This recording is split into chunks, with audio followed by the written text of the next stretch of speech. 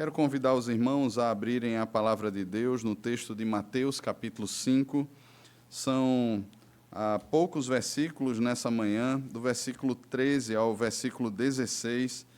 No entanto, um texto muito precioso dentro daquela perspectiva que nós temos tratado aqui sobre o discipulado, sobre aquilo que Cristo chama aqueles que são seus discípulos a viverem, essa nova perspectiva de vida em Cristo Jesus.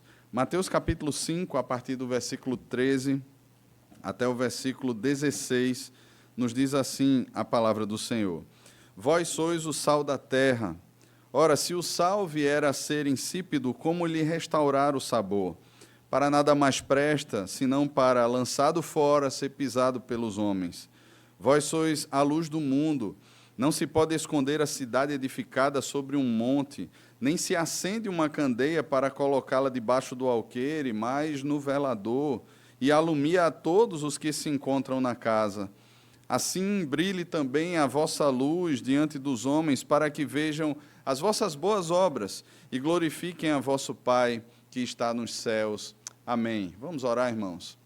Senhor, nós abrimos aqui a Tua palavra, lemos a Tua palavra, cremos que ela é palavra do Senhor e contamos com a assistência do Teu Espírito aqui nessa manhã, que é o Espírito da verdade e nos conduz a toda a verdade. Pedimos que o Senhor nos abençoe, edificando em Cristo o nosso coração, e assim oramos no nome de Jesus. Amém. Queridos, já pararam para pensar que a criação ela está recheada com 3 aspectos bem interessantes: essência, funções e propósito. Quando lemos em Gênesis capítulo 1 sobre a liturgia da criação, esses 3 aspectos eles ficam claros para nós. Toda a criação ela possui um significado, uma razão de ser. Cada coisa criada ela tem a sua função e tem um propósito, uma finalidade. Como seres criados à imagem de Deus, nos foi comunicado pelo Senhor a criatividade. Somos seres criativos, somos seres capazes de desenvolver coisas. Alguns, é claro, com mais criatividades, outros com menos, e talvez alguns que não se interessam muito em desenvolver e ficam pessoas sem criatividade nenhuma.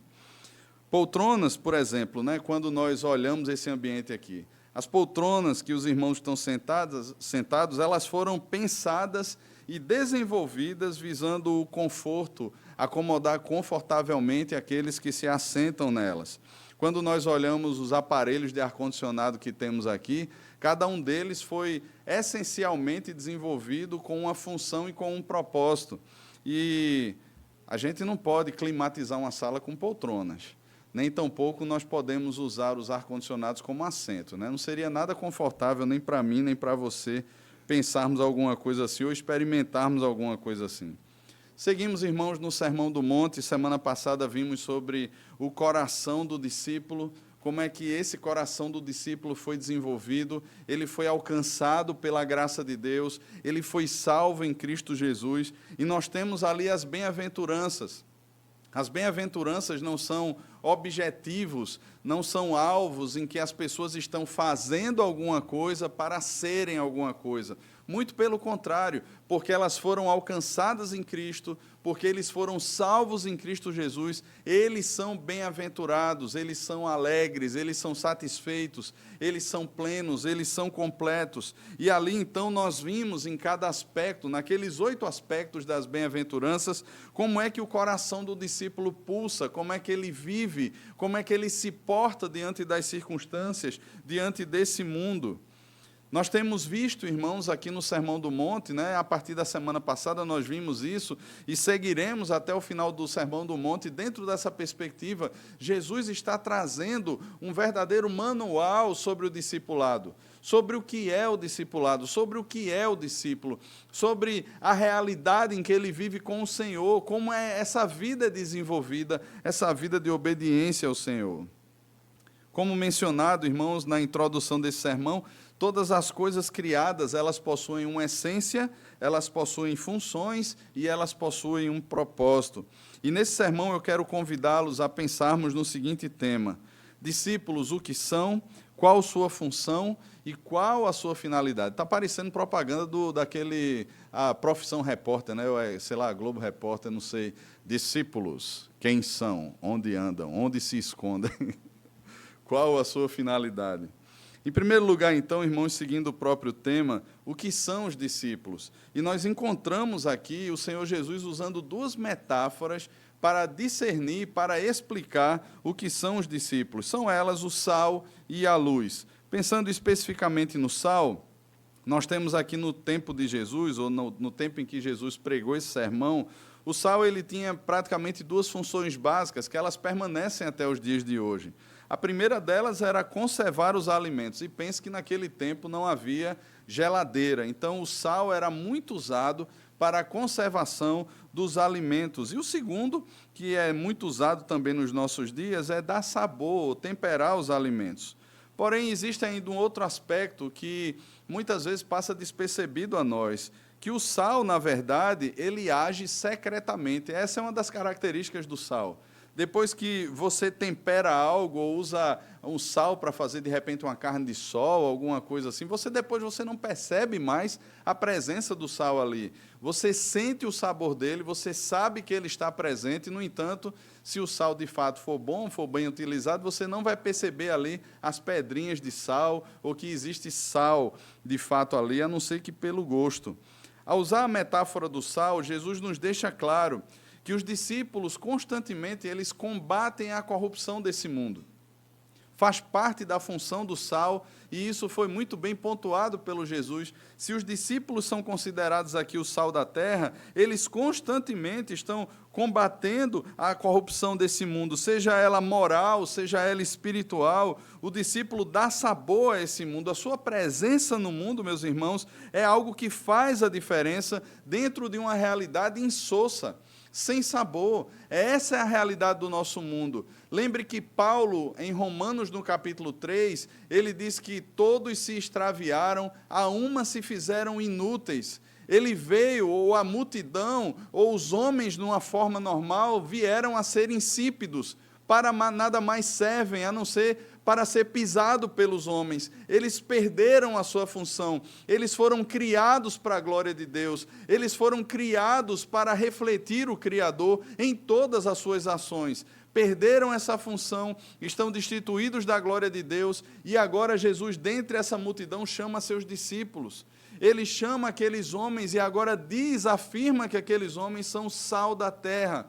Eles agora possuem uma função, ainda que aqui seja de modo secreto, eles estão presentes na sociedade e eles dão o tempero ideal, eles conservam a sociedade para que, de fato, o pecado não ganhe todas as proporções que ele pode ganhar. Meus irmãos, são os discípulos de Cristo nesse mundo que atuam, muitas vezes aqui não de forma declarada, mas de forma secreta, constituindo famílias, criando filhos, trabalhando de maneira digna, de acordo com a palavra de Deus, se portando no trânsito da cidade de maneira digna, de acordo com a palavra de Deus, se portando no mercado de trabalho de maneira digna, obedecendo a palavra de Deus. Meus irmãos, são os discípulos de Cristo que promovem, nesse sentido, um gosto diferente ao mundo, ou deveriam promover. Portanto, meus irmãos, naquilo que se denomina sal, ou aquele que se denomina sal, seja de fato sal. É Jesus quem está olhando e está dizendo: vocês são o sal da terra.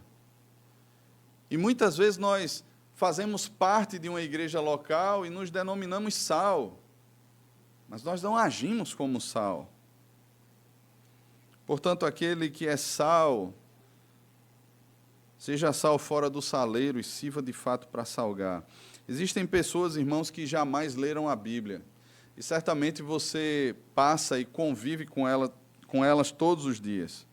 E sabe qual é a Bíblia que elas leem? Sabe qual é o testemunho de Cristo que elas têm? É a sua vida. Nós vamos ver isso aqui de forma específica, mas Jesus trata sobre as boas obras aqui, para que vejam as vossas boas obras. E nós somos, irmãos, como cartas enviadas a esse mundo. Nós somos embaixadores de Deus nesse mundo. Nós somos cristãos, e a palavra cristão significa aquele que é um pequeno Cristo, aquele que é seguidor de Cristo. E nós, nesse sentido, irmãos, somos esse livro, essa carta aberta, que o mundo lê a partir de nós, aquilo que de fato é o Evangelho.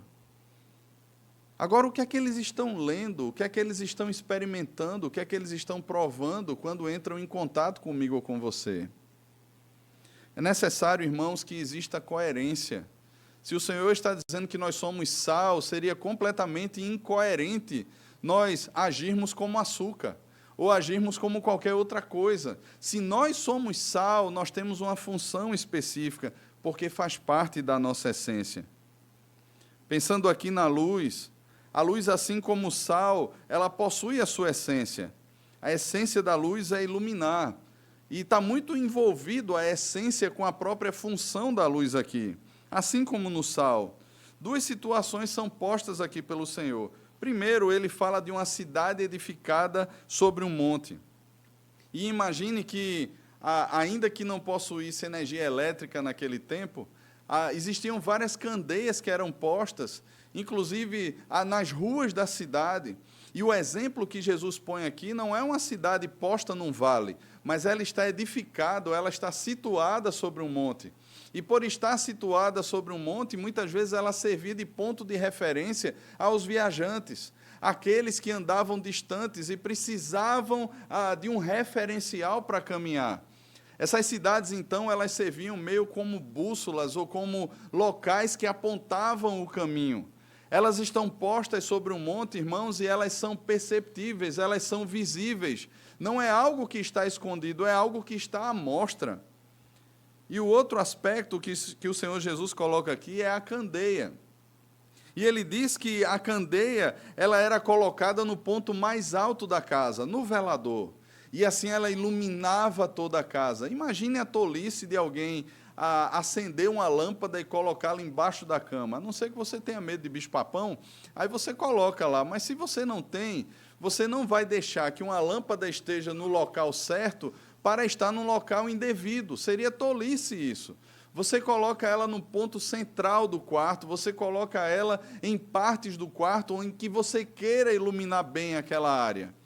Então, a lâmpada ela tem essa função e o Senhor Jesus está trazendo aqui, de forma muito simples para os seus discípulos, o significado. E muitas vezes essa simplicidade do Senhor Jesus parece que não alcança o nosso coração, porque a gente espera sempre algo mais complexo. Não, eu achei que fosse algum teorema, alguma coisa física, alguma coisa química mais bem elaborada. Mas não, irmãos, é exatamente essa simplicidade que confronta e choca o nosso coração. Porque é tão óbvio, porque é tão simples. A criança pequenininha, ela já aprende isso, ela sabe qual é a função da luz. Nós olhamos aqui, nós temos lâmpadas não embaixo da cadeira, das poltronas, mas nós temos lâmpadas no teto, para que clareiem toda a sala. Note que essas metáforas, elas se complementam. O sal, ele age secretamente, a luz não. A luz, ela age em evidência, ela está em evidência. Ela é colocada no ponto mais alto para que todos vejam. E aqui, irmãos, algumas considerações. 4 considerações sobre a questão da luz. Primeira delas, a luz na Escritura, ela revela o verdadeiro conhecimento de Deus. Ela simboliza o que há de melhor no campo do conhecimento, do amor e em tantas outras áreas da vida. Ela sempre estará em contraste com as trevas. Você sempre verá esse contraste, luz e trevas. Enquanto que a luz, ela representa o conhecimento puro de Deus, representa a bondade de Deus, o amor de Deus, a graça de Deus. Jesus é colocado como sendo a luz do mundo. As trevas, elas simbolizam completamente o oposto, o que há de pior, o que há de orgulho, o que há de soberba, o que há de pecado, aquilo que não faz junção com a luz, aquilo que deve ser separado, o jugo desigual, tudo isso é posto como sendo obras das trevas. Em segundo lugar, irmãos, os discípulos, eles são transmissores da luz. Perceba, vós sois a luz do mundo. Os discípulos, eles são colocados tanto quando estão juntos, quando sozinhos, desenvolvendo o seu papel nesse mundo, como aqueles que refletem a luz do Evangelho em meio às trevas. Esse é o papel essencial dos discípulos. Nós não somos contados como o mundo. Nós não somos iguais ao mundo. Se o mundo jaz no maligno, se o mundo jaz em trevas, nós somos, irmãos, os portadores da luz. Mas aí vem uma terceira consideração. Os discípulos, eles não possuem luz própria. Os discípulos não possuem luz própria. Eles são a luz do mundo, sempre no sentido secundário. Sempre no sentido secundário. Ou seja, Jesus, que é a verdadeira luz do mundo, ele reflete em nós a sua luz para que reflitamos a luz de Cristo no mundo. E aqui, irmãos, esse reflexo, ele é gerado em comunhão com Cristo, em intimidade com Cristo. Nós fomos aproximados de Deus por meio de Cristo e nós fomos aproximados também do próprio Cristo. E nessa comunhão e nesse relacionamento, nessa intimidade com Cristo, nós vamos nos tornando cada vez mais cristãos nesse sentido. Lembrem o que lemos aqui sobre santificação. É nessa caminhada com Cristo, é experimentando os meios de graça. Quanto mais a palavra ela é exposta ao nosso coração, quanto mais nós somos expostos à palavra de Deus, quanto mais desenvolvemos uma vida profunda de oração, de meditação na palavra de Deus, nessa vida com Cristo, meus irmãos, mais refletiremos a vida de Cristo.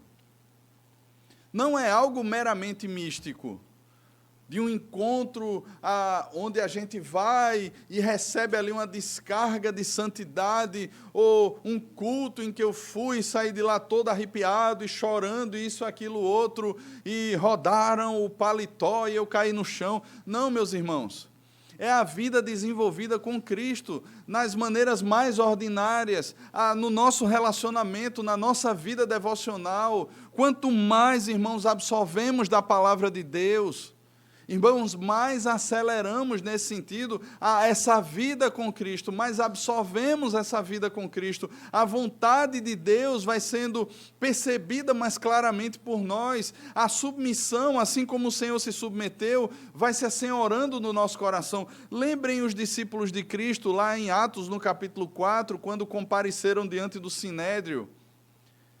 Eles falaram das maravilhas de Deus e aqueles doutores da lei olharam para aqueles homens e questionaram, não são esses homens iletrados, indoutos? E eles perceberam claramente que eles haviam andado com Cristo. Porque não era só o jeito de falar, não era só a maneira de gesticular. Meus irmãos, eles absorveram de fato a vida do Evangelho, a vida do serviço, a vida do sacrifício, como eu me porto em meio à sociedade que jaz no maligno, que está afundada nas trevas, como é que eu vivo, como é que eu falo, como é que eu me visto, como é que eu me porto nesse mundo, como é que a minha presença de fato reflete a luz de Cristo, é andando com Cristo, irmãos. Nós somos seres miméticos, nós fomos criados para imitar. E quanto mais nós convivemos com Cristo, mais nos tornamos, nesse sentido, imitadores de Cristo. Perceba que nós não produzimos essa luz a partir de nós mesmos. Nós refletimos. E aqui, irmãos, está o caráter de sermos criados à imagem de Deus. Nós não temos uma imagem própria, esse foi o engano do diabo. Vocês serão discernidores como Deus, vocês serão Deus, mas nós não somos. Aqui poderíamos trazer exatamente a função do sol e da lua. A lua reflete o sol, a lua é um espelho nesse sentido, ela não tem luz própria. Em quarto lugar, a metáfora do holofote, nós podemos usá-la aqui também. Eu lembro que há muitos anos atrás, já faz aí uns bons anos, pastor Valdeci, ele esteve pregando no seminário, eu era seminarista na época, e ele usou essa metáfora, que é uma metáfora de R.C. Sproul. Ele falava muito sobre a função do holofote. O holofote ele é posto para iluminar alguma coisa, mas ninguém para olhar para o holofote. A não ser que esteja dando problema, né? A não ser que ele não esteja desenvolvendo bem a sua função, alguém vai lá e conserta ou troca. Mas, na verdade, o holofote está ali, está iluminando algo, está embelezando algo, revelando ali as formas, revelando ali alguma coisa diferente, e nós passamos a contemplar aquilo que o holofote está apontando. Da mesma maneira, irmãos, a nossa luz, ou a luz que há em nós, que é refletida por Cristo, ela não tem o sentido de revelar a nós mesmos, mas o sentido dela é apontar para Cristo, é revelar a Cristo. Note que o alvo de Jesus aqui, ao se dirigir aos seus discípulos de forma específica e não à multidão, ainda que a multidão estivesse ali ouvindo, Jesus está falando aos seus discípulos, é deixar claro, irmãos, o quão diferentes do mundo os discípulos são. O mundanismo, a secularização é condenada claramente por Jesus aqui. Jesus não está passando pano, ele não está varrendo a sujeira para debaixo do tapete, ele está identificando os seus discípulos, quem eles são. Ele se dirige exclusivamente aos seus discípulos, ainda que a multidão esteja ouvindo. E são os discípulos que recebem essa confrontação, esse choque no coração. Eles foram resgatados do mundanismo, da secularização, eles foram postos como discípulos de Cristo, eles são sal da terra, eles são luz do mundo. O sal, irmãos, ele só é uma bênção quando ele permanece sendo sal. A luz, quando permanece verdadeiramente sendo luz. Contudo, o sal precisa ser espalhado. Ele não existe para ficar no saleiro, assim como a luz precisa ser deixada livre para poder brilhar a sua luz. E aqui nós entramos, então, no segundo ponto desse sermão. Qual a função dos discípulos? Se na primeira parte, se nesse primeiro ponto do sermão, nós identificamos quem são os discípulos, sal da terra e luz do mundo, qual a sua função é o nosso segundo ponto da mensagem dessa manhã. É muito comum nós confundirmos quem somos com o que temos para fazer. É normal, nós vemos os pais educando os seus filhos, o que é que você vai ser quando crescer? E geralmente a função definirá o ser. Quem você é? Não, eu sou um médico, não, eu sou um advogado, eu sou um pastor, eu sou isso, sou aquilo outro. Não, quem de fato você é? Isso é o que você faz. O que você faz é uma coisa. Porém, quando nós olhamos Gênesis capítulo 3, nós temos ali um emaranhado de coisas agora que passam a ser muito mal definidas no coração do homem. O homem ali passa a ser definido por aquilo que faz ele suar. Ele agora está suando para trabalhar e parece que o trabalho é quem define ele agora e não mais o fato de ser imagem de Deus. Não é mais o fato de ter sido criado e afirmado por Deus quem ele é, mas é o que ele faz que passa a defini-lo. Quem é você? Ah, você não sabe com quem está falando. Eu sou fulano de tal. Eu sou doutor fulano de tal. Eu sou o engenheiro fulano de tal. Eu sou o professor fulano de tal. Eu sou o pastor fulano de tal. As pessoas parecem, irmãos, que passam a ser definidas por suas funções. E, de alguma forma, ainda que trazidos para a igreja de Cristo, nós permanecemos com essa mesma visão.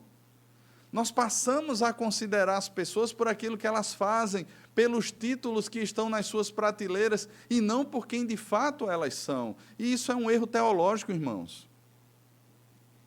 Ainda que seja algo muito envolvido uma coisa na outra, Jesus faz questão de diferenciar, e nós precisamos diferenciar essa questão aqui também. Nessa sessão, não encontramos uma desassociação, irmãos, da essência e sua função. Ficam muito claras que essas coisas estão interligadas. No entanto, vale a pena nós refletirmos pontualmente sobre a função, visto que, na prática, nem sempre aquilo que dizemos ser se alinha com o nosso papel nesse mundo. Note que quando o sal, tanto o sal como a luz, eles servem para algo. E eles são elementos que simplesmente os temos para que sejam usados. Eles não existem para que não sejam usados. Perceba que Jesus ele pegou aqui esses dois, usou essas metáforas, ele pegou esses dois elementos de forma muito apropriada. Até porque, irmãos, existem muitos eletrônicos e muitas coisas que são lançadas nos nossos dias que a gente olha para essas coisas assim, qual a função disso? De repente você tem coisas na sua casa que você comprou e você nem usa, porque afinal você olha para aquele negócio lá e você diz assim, olha, eu comprei isso pensando que ia me ajudar em algo, mas não serve de nada. não supre aquilo que prometeu, ou mesmo, realmente, eu não preciso usar isso. Você olha quando um smartphone é sempre atualizado, ele vem lá na atualização, né? Novas funções, muitas vezes. Ou você baixa um aplicativo, e muitas vezes aquilo é completamente desnecessário. Você não precisa daquilo. Aquilo só faz ocupar memória dentro do seu celular, e você olha para aquilo assim e diz assim, para que isso? E você vai e deleta, exclui aquilo ali. A função, ela precisa ser algo que de fato funcione. E Jesus faz questão de pontuar aqui o sal e a luz, porque são coisas essenciais para nós. Há algum tempo atrás, uma criança desavisada apagou as luzes daqui, né? E todos nós tomamos um susto, né? Alguns esperaram um gelo seco, né? Alguma coisa assim, ou um homem de branco caminhando, e nada disso veio, graças a Deus que não veio. Mas a luz, ela tem a sua função, meus irmãos. Da mesma maneira, o sal. Você que sofre com pressão alta, muitas vezes precisa diminuir o sal, e você sente isso. Claro que o paladar, muitas vezes, vai se adaptando àquilo, mas nunca é a mesma coisa. É gostoso, né? Você vai comer um churrasco, imagina um churrasco insosso. O sal tem uma função. Nós precisamos dele. As propriedades, elas trazem consigo as suas funções mais básicas. Agora, pense comigo aqui em dois aspectos práticos, quando aquilo que deveria ser funcional não é. Veja, o primeiro aspecto é quando eles perdem a sua utilidade. Jesus se refere de forma mais objetiva nesse sentido ao sal aqui. Ele diz que se o sal vier a ser insípido, como lhe restaurar o sabor? Para nada mais presta, senão para, lançado fora, ser pisado pelos homens. Por que o sal perdeu o sabor? Irmãos, é interessante, porque muito do sal que era consumido em Israel era tirado exatamente das regiões do Mar Morto. Aqueles que já viram vídeos, ou mesmo foram a Israel, sabem que o Mar Morto não possui vida.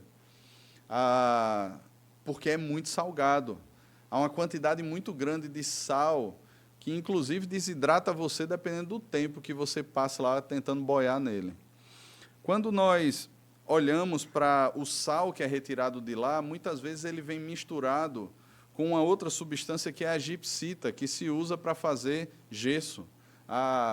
Forrações, né? Aquele teto lá que você coloca lá na sua casa decorativo, ou mesmo aqueles que foram lá no acampamento, né, que a gente ia, né, as várias paredes e estruturas de gesso intermináveis que existiam lá. A gente percebe, irmãos, que o gesso, ele tem uma função específica, mas quando misturado com sal, ele atinge diretamente na funcionalidade do sal. Então, o que é que acontece? O sal não prestava. A ação do gesso no sal, da gipsita no sal, fazia com que o sal se tornasse insípido, indevido para o uso. Mudava as propriedades do sal. E, nesse sentido aqui, para que ele servia agora? Eles eram lançados, né, sal misturado com a gipsita, eram lançados nas estradas e servia exatamente para ser pisado pelos homens. Ele não servia nem para temperar, nem para conservar os alimentos. Ele servia agora para ser pisado pelos homens. Ele perdeu a sua função básica. Também, olhando um outro comentarista, ele falou algo que essa eu nunca tinha visto, mas que as casas, elas muitas vezes eram construídas na altura das avenidas, o telhado das casas. Elas eram mais baixas do que as ruas, diferente de hoje, né? Hoje, geralmente, a gente tem a rua passando e a gente eleva a casa da rua por conta de alagamentos, essa é uma série de outras questões. No entanto, existiam casas mais baixas. E o que é que acontecia? Não havia laje como se existe hoje, mas aquele sal, aquele produto misturado com gesso era lançado no telhado das casas e servia muitas vezes como laje. Ele conseguia suportar e as pessoas pisavam sobre aquele telhado. No entanto, irmãos, o que o Senhor Jesus está querendo dizer aqui é que o sal, o discípulo, ele tem uma função.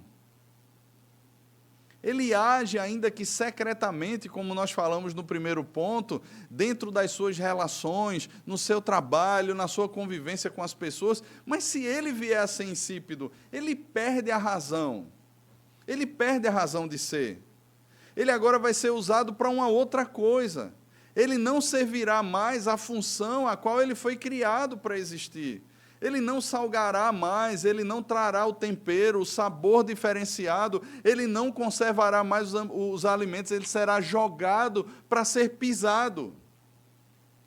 Ele cumprirá um aspecto funcional que não tem nada a ver com o propósito para o qual ele foi criado. E aqui, irmãos, precisamos trazer uma aplicação. Não parece ser algo tão sem lógica quando pessoas que se dizem sal não agem como sal? Não parece ser algo descabido nós muitas vezes agirmos de uma maneira totalmente diferente da vocação que nos foi feita em Cristo Jesus? Nós não podemos, irmãos, olhar o discipulado sem considerarmos um ponto muito importante, que são as consequências da queda que ainda permanecem no nosso coração. Nós fomos libertos do poder e da culpa do pecado, mas não da presença do pecado. Nós ainda lutamos com a presença do pecado no nosso coração. E o fato é, irmãos, que esse caminho de santificação, como Russell Shedd falou lá atrás, né, antes da sua partida para encontrar com o Senhor, é um processo de desmame das coisas desse mundo e, ao mesmo tempo, de apropriação das coisas daquilo que foi conquistado por Cristo para nós. Então, nesse processo, nós lutaremos com pecados no nosso coração. Nós lutaremos contra tentações, contra opressões. Nós temos lutas reais nos nossos dias. No entanto, não há uma acomodação do crente ao pecado. É muito estranho quando o sal, ele deixa de salgar. É muito estranho, irmãos, afirmarmos que somos sal, termos a consciência, proclamarmos, professarmos a nossa fé, fazermos parte de um saleiro específico. No entanto, quando nós somos lançados nesse mundo, nós não salgamos. Parece que a gipsita e tantos outros elementos se incorporam a nós, que nós vivemos lá fora como gipsita, como qualquer outra coisa. E para que serve agora? Para nada mais serve, a não ser lançado ao chão e ser pisado pelos homens. Por quê? Porque perdeu a sua função essencial. Ainda que se proclame ser uma coisa, se vive de maneira completamente distinta. A nossa forma de falar, a nossa forma de agir, os nossos sonhos, os nossos projetos, os nossos desejos, as inclinações do nosso coração não diferem em nada de como o mundo sonha, de como o mundo deseja, de como o mundo se veste, de como o mundo fala, de como o mundo age. Agimos e vivemos da mesma forma, e isso é muito estranho, irmãos.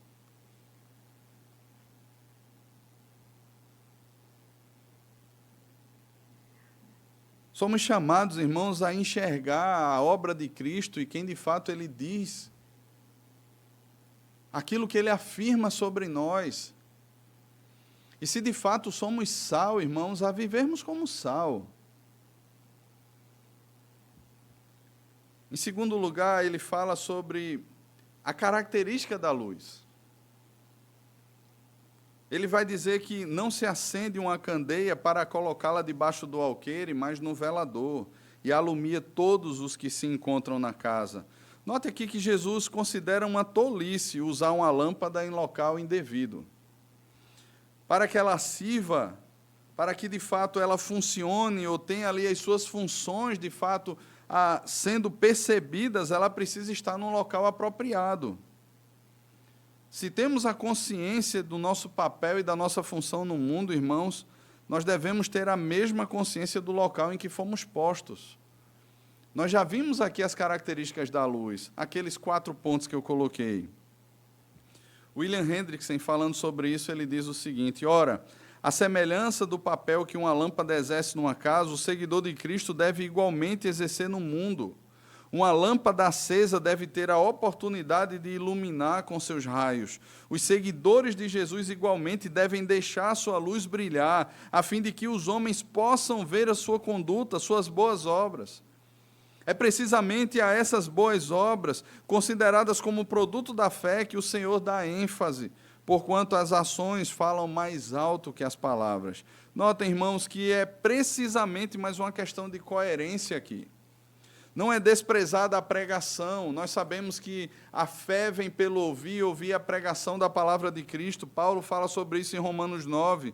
No entanto, irmãos, nós lutamos aqui contra aquela filosofia tão comum aos descrentes. Faça o que eu digo, mas não faça o que eu faço.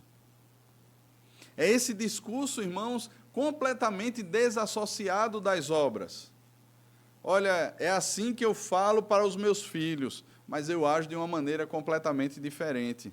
É assim que eu ensino na igreja, é assim que eu falo para as pessoas do meu trabalho, mas eu ajo de uma maneira completamente diferente.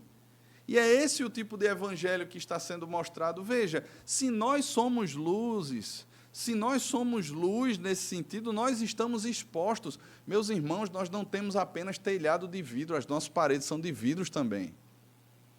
Nós somos colocados como vitrines nesse mundo. Aí está lá você dizendo, não, eu sou cristão, eu sou crente, mas você age como um ímpio.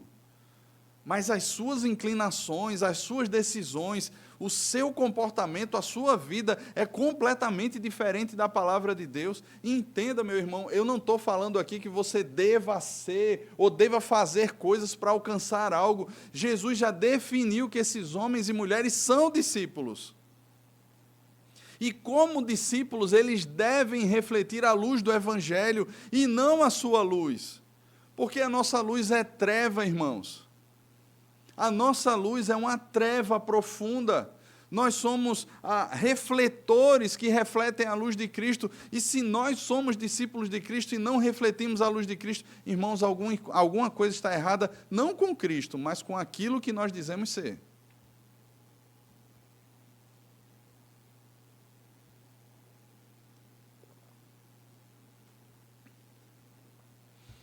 Essa perspectiva pirateada de evangelho, um falso evangelho que não reflete a verdade das Escrituras, que não reflete a vontade de Deus. Um falso evangelho que é pregado, que é muitas vezes uma perspectiva apenas de bem-estar comigo mesmo nesse mundo. Todos nós conhecemos pessoas que frequentam determinadas igrejas, ou ditas igrejas, e as pessoas simplesmente vão para lá dizendo assim, eu vim buscando uma palavra. Não é buscando aquilo que Deus quer falar, mas é aquilo que eu quero ouvir.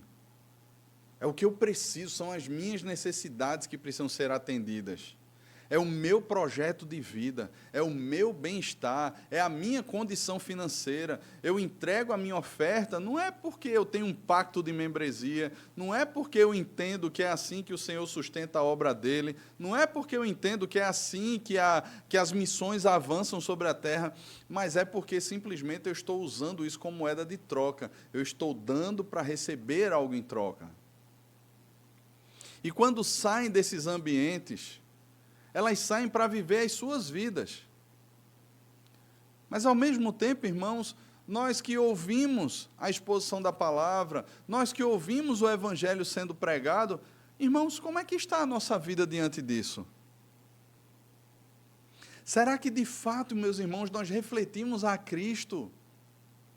Será que, de fato, aquilo que lemos, aquilo que ouvimos, aquilo que nos dedicamos, aquilo que vivemos, nesses momentos, quando nós cruzamos essas portas, será que é o Evangelho que nós temos refletido aí fora? Veja que as boas obras aqui, elas são referidas como sendo o produto da fé, da palavra, da santificação. Não podemos pensar em fé, irmãos, como sendo algo que não envolva as minhas entranhas, o meu comportamento, as minhas escolhas, a nossa forma de falar, o nosso trabalho, a maneira como lidamos com a doença, a maneira como lidamos com a morte. Não podemos pensar, irmãos, que a fé está desassociada dessas coisas. Viver pela fé, viver na esperança de Cristo que voltará. Irmãos, é por isso que, ainda que muitas vezes afligidos, nós não desesperamos. É por isso que muitas vezes, irmãos, imersos em situações adversas, nós não perdemos o brilho nos olhos, porque sabemos que o nosso Redentor vive. É por isso, irmãos, que quando tentados, Nós não cedemos à tentação meramente porque o que é que vão pensar de mim, o que verão, o que saberão, mas porque nós temos a consciência que vivemos diante de Deus, diante da face de Deus. E por estarmos posicionados assim, se vivemos no Espírito, se estamos posicionados no Espírito, andemos também no Espírito. Assim brilha a vossa luz diante dos homens, para que vejam as vossas boas obras e glorifiquem ao Pai que está nos céus. Somos uma vitrine, irmãos, somos cartas abertas num mundo que faz questão de nos ler diariamente. O mundo está com seus olhos voltados para mim e para você todos os dias. Quando eles sabem que nós somos discípulos de Cristo, eles arregalam os olhos em cima de nós e muitas vezes nos tentarão, colocarão casca de banana para a gente escorregar e cair, nos assediarão. Meus irmãos, nós estamos num mundo mau. Não pense que o mundo é passivo, que o diabo é passivo, que estão olhando para a gente e dizendo assim, que eles vivam tranquilamente a fé deles. Não, meus irmãos. Há uma batalha, há uma guerra, nós estamos num campo de batalha, meus irmãos. A multidão observa as nossas obras. E em terceiro e último lugar, irmãos, qual a finalidade do discípulo? Qual a finalidade do discipulado? A resposta a essa pergunta nós encontramos também no próprio texto. O Senhor Jesus diz no versículo 16, assim brilhe também a vossa luz, para que vejam as vossas boas obras e glorifiquem a vosso Pai que está nos céus. Ainda que as boas obras sejam produzidas por nós, alguns aspectos que não estão presentes, nem devem estar presentes nesse texto. Veja, o primeiro deles, não há lugar para a autoglorificação. Não há lugar para isso. O discípulo, ele sabe quem ele é, ele sabe da sua indignidade. Nós vimos isso aqui nas bem-aventuranças. Ele não é um soberbo, um arrogante, um orgulhoso, alguém que olha para si, que olha para a igreja, ou que olha para o seu local de trabalho, ou que olha para a sua casa, para a sua família e diz assim, eu estou aqui para ser servido. Eu estou aqui para fazer os meus planos, as minhas vontades, os meus desejos, para imprimir aquilo que eu quero. Não, meus irmãos. Não há lugar para arrogância nem orgulho, não há lugar para eu que fiz. Eu lembro que o pessoal conta a história da irmã do bolo, né? Eu já falei aqui, acho. A irmã do bolo chega no final, não é lembrada e diz assim, nunca mais eu faço bolo para essa igreja. Não, irmãos, não é isso. Não é esse tipo de comportamento. Nós somos chamados ao serviço, meus irmãos. E veja, nós não fazemos com uma mão para que de repente a outra saiba e nós sejamos louvados. Nós não somos, e veremos isso aqui no Sermão do Monte, nós não saímos às praças para levantar a voz e erguer as mãos para sermos vistos pelos homens. Ora, se nós buscamos o louvor dos homens, tá bom, então vale o aplauso e o tapinha nas costas, você já conseguiu. Mas na caminhada de discipulado, irmãos, não há lugar para a autoglorificação.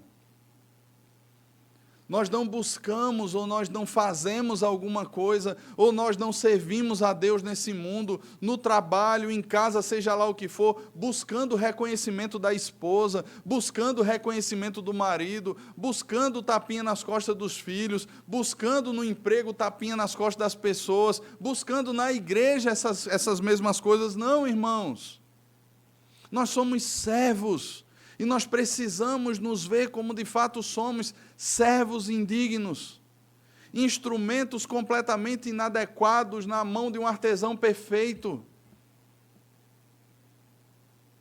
Em segundo lugar, não há lugar para a glorificação do outro. Não há espaço para os tapinhas nas costas dos outros também. Da exaltação de homens, para a glória do homem. E isso é tão sutil, irmãos, principalmente por causa da nossa cultura. Nós olhamos muitas vezes para pessoas que ganham destaque na mídia, ganham algum tipo de destaque, e a gente passa a dizer assim, poxa, eu vou me aproximar daquela pessoa. Quem é que vai estar pregando lá? Não, é fulano de tal. Irmãos, muitas vezes Deus dá isso aos homens. Mas o problema é quando o nosso coração abre mão da palavra exposta, porque a questão não é a pessoa que está lá.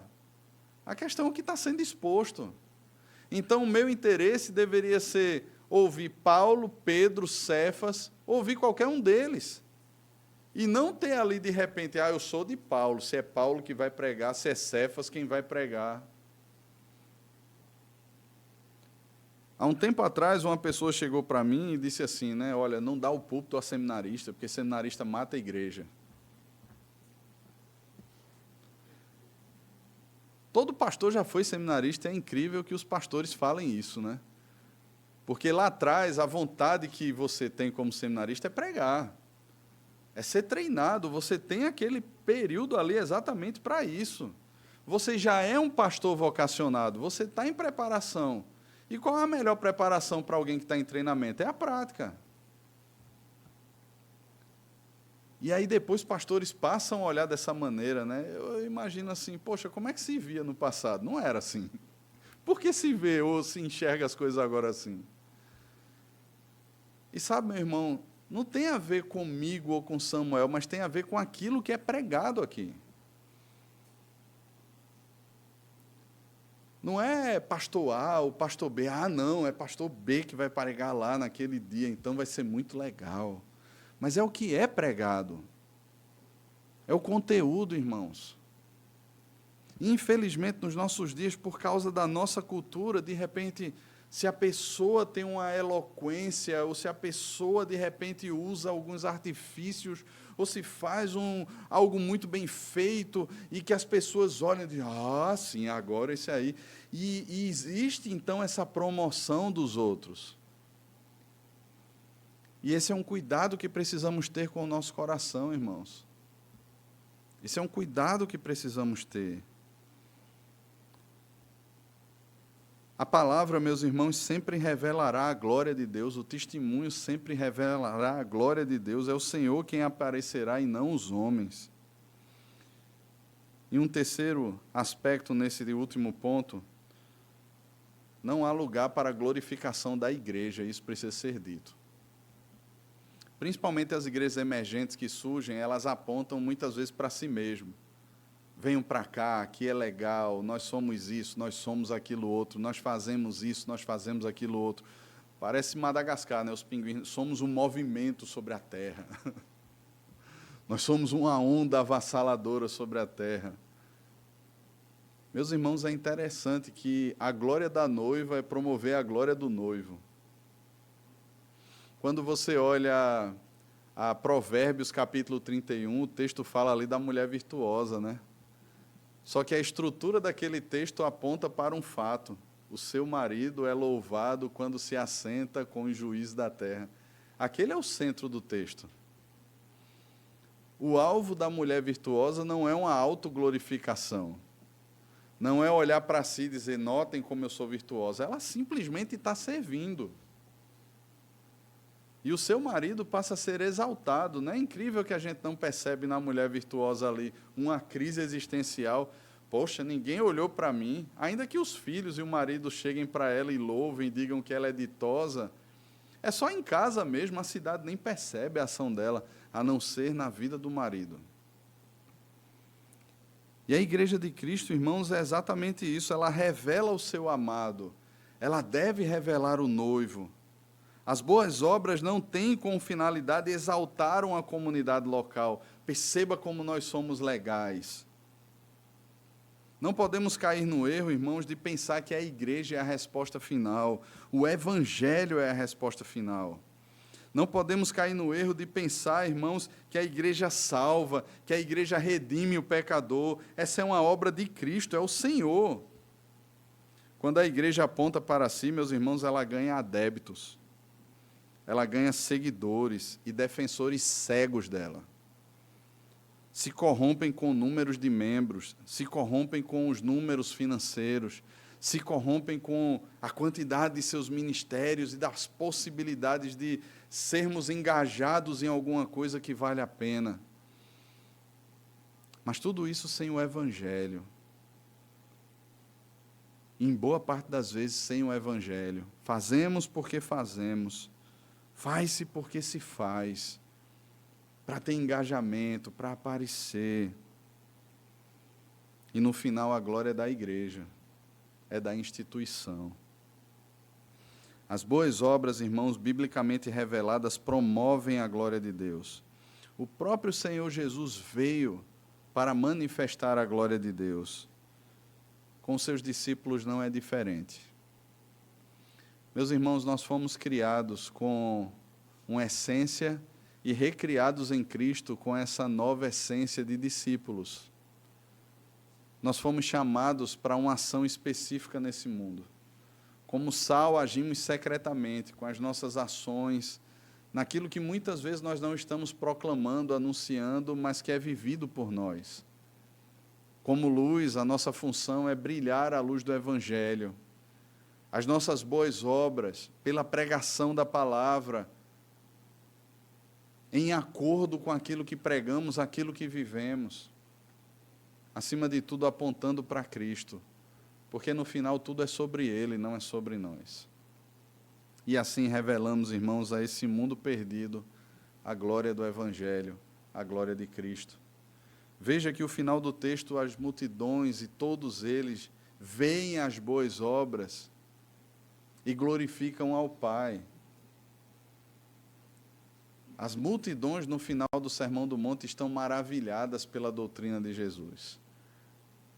Aqui as multidões exaltam as boas obras. A própria criação, irmãos, ela geme com expectativa na revelação dos filhos de Deus. Não pense que as feministas, não pense que esses que têm ideologias tão toscas, que tentam mudar a essência de coisas que não se podem mudar. Não pense que as pessoas que são consumistas, que vivem à procura do ter para de repente se sentirem melhor. Não pense que a resposta que elas aguardam é simplesmente ter mais, ou ser aquilo que não podem ser. A resposta que elas precisam, irmãos, é o Evangelho. E Deus nos chamou para sermos discípulos, portadores da sua luz, da sua palavra. E nós somos espalhados nesse mundo, irmãos. Não para vivermos uma vida olhando para nós mesmos, mas para vivermos uma vida de boas obras, as quais o Senhor de antemão preparou para que andássemos nelas. E o resultado é, eles veem as nossas boas obras e conhecem a Cristo e glorificam ao Pai que está nos céus. Que o Senhor nos abençoe e nos dê a graça de sermos encontrados fiéis, irmãos, no nome de Jesus.